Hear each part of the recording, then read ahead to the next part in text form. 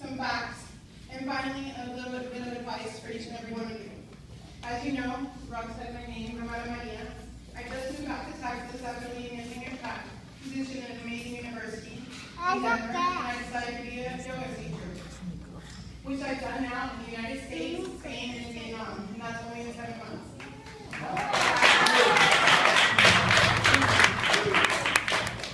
To understand me, I must say that I'm pretty much the epitome of being positive. As such, I strive for everything negative or that seems to be negative that's happened in my life not to define me. This talent of seeing a silver lining is why I'm here today. I've dealt with my 2 cancers within the last 12 months, since 7 months ago when I finished chemo, which resulted in my hysterectomy and a bilateral mastectomy and chemo. I'm still going through the construction process. I say my cancers because they're only mine.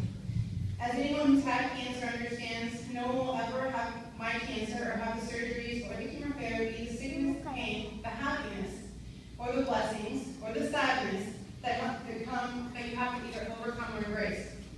They are part of who I am, and my understanding of them is now linked to my person.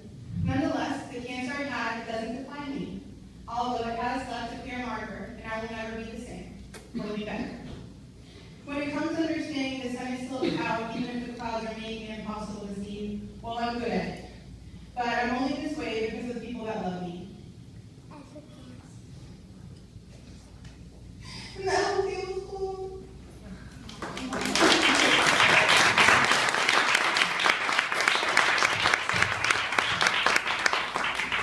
In my experience, I was never alone. I had the umbrella of my mother's arms to protect me, the strength of my father to lean on, and the support of my sister, along with hundreds of other people, some of which I didn't even know, and I don't know to this day. As the perfect accompaniment, I had laughter, lots of laughter, sometimes sprinkled with tears, but it was joyous, belly-slapping laughter. And that came from my friends near and far.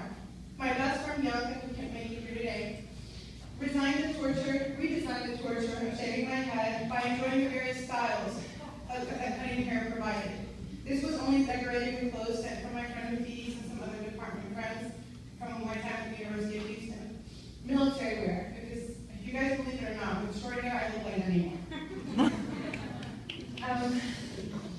These same friends made me get my groove back repeatedly through chemos because women, what the hell, I love to feel pretty. I needed to feel pretty.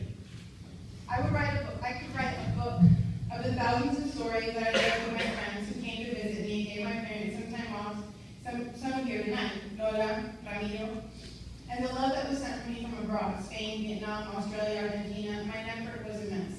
So that was a little bit about my experience. And here are the facts, I promise. I am cancer-free.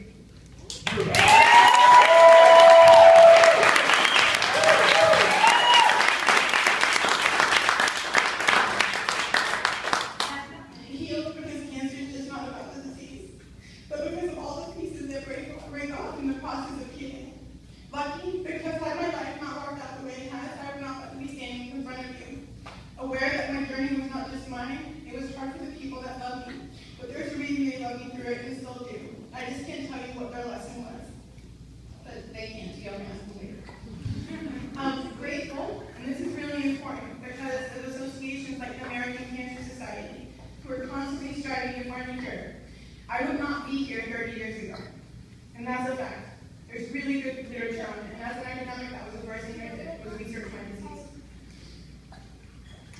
So let's please do buy some of these beautiful paintings and prints, because it's going to help us find a cure for this disease, which is taking 1 out of 3 people in our society.